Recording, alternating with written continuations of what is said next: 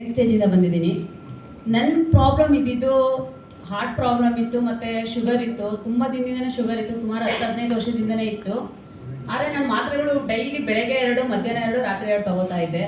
ಮತ್ತು heart problem ಇತ್ತು ಅಂದರೆ ನನ್ನ ಗಾರ್ಮೆಂಟ್ಸಲ್ಲಿ ಫ್ಲೋರ್ ಇನ್ಚಾರ್ಜ್ ಆಗಿದೆ. ಅಲ್ಲಿ ಜನಗಳನ್ನೆಲ್ಲ ಮೇಂಟೈನ್ ಮಾಡಿ ಕೂಗಾಡಿ ಕಿರ್ಚಾಡೋದ್ರಿಂದನೇ ನನಗೆ ಡೆಸ್ಟಲ್ಲಿ ಹಾರ್ಟ್ ಪ್ರಾಬ್ಲಮ್ ಬಂತು ಅಂತ ನಾನು ಅನ್ಕೋತೀನಿ. ಅದರಲ್ಲಿ ಹಾರ್ಟ್ ಪ್ರಾಬ್ಲಮ್ ಅಂತ ಎಂಜಿಯೋಗ್ರಾಮ್ ಆಯಿತು.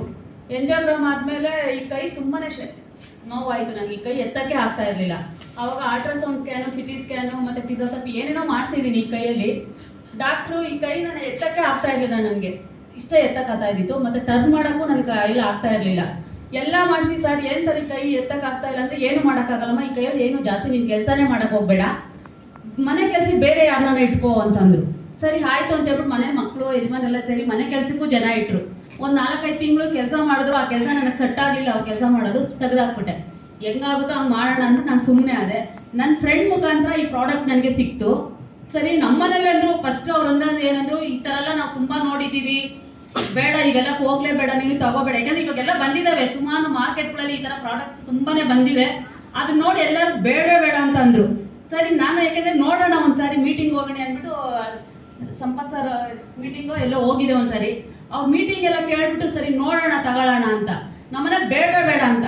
ಯಾಕೆಂದರೆ ಪೇಯ್ನ್ ಇರೋದು ನನಗೆ, ನನ್ನ ಪ್ರಾಬ್ಲಮ್ಸ್ ಏನಿಂದ ನನಗೆ ಮಾತ್ರ ಗೊತ್ತು, ಮನೆಯವ್ರಿಗೆ ಯಾರಿಗೂ ಗೊತ್ತಾಗಲ್ಲ. ಅವ್ರು ಹೇಳ್ತಾ ಇರ್ತಾರೆ ಏನಾಗಲ್ಲ ಬಿಡು ಏನಾಗಲ್ಲ ಬಿಡು. ಯಾಕೆಂದರೆ ರಾತ್ರಿ ನಿದ್ರೆ ಬರಲ್ಲ. ಮನೇಲಿ ಹೆಂಗಸು ಅಂದಮೇಲೆ ಕೆಲಸ ಮಾಡದೆ ಇರೋಕ್ಕಾಗಲ್ಲ, ಕೆಲಸ ಮಾಡಲೇಬೇಕು. ಏನಾದರೂ ಒಂದು ಕೆಲಸ ಈ ಕೈಯಲ್ಲಿ ಆಗಲೇಬೇಕು. ಮಾಡೋಕ್ಕಾಗಿಲ್ಲ ಅಂದರೆ ಅಡ್ಜಸ್ಟ್ ಮಾಡ್ಕೊಂಡು ಇರೋಕ್ಕೂ ಅವ್ರು ಇರಲ್ಲ.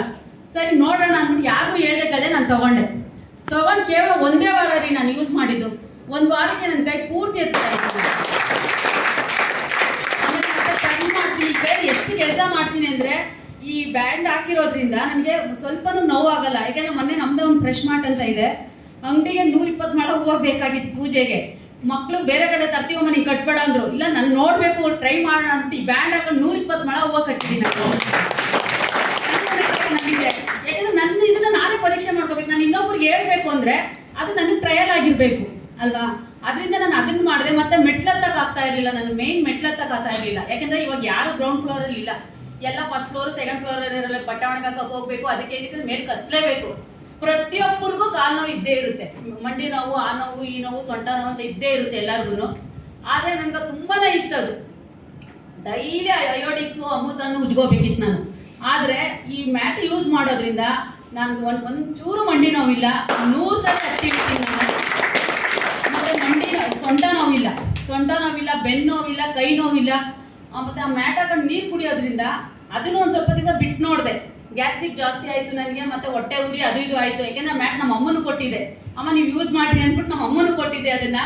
ಆವಾಗ ಮತ್ತೆ ನನಗೆ ಅದೇ ಪ್ರಾಬ್ಲಮ್ ಆಯಿತು. ಮತ್ತೆ ನಾನು ತಗೊಂಡು ಅದು ಯೂಸ್ ಮಾಡಿದ್ದೀನಿ, ಮತ್ತೆ ನನಗೆ ಆ ಪ್ರಾಬ್ಲಮ್ ಇಲ್ಲ. ಹೊಟ್ಟೆ ಉರಿ ಇಲ್ಲ, ಯಾವುದೂ ಇಲ್ಲ. ನನಗೆ ಏನು ಬೇಕಾದರೂ ತಿನ್ಬೋದು ಇವಾಗ. ಮೊದಲಂದ್ರೆ ಅದು ತಿನ್ನಬಾರ್ದು ಇದು ತಿನ್ನಬಾರ್ದು ಅಂತ ಯೋಚನೆ ಮಾಡ್ತಿದ್ದೆ. ಇವಾಗ ಯಾವುದೂ ಯೋಚನೆ ಮಾಡಲ್ಲ, ತಿಕ್ಕಿದೆಲ್ಲ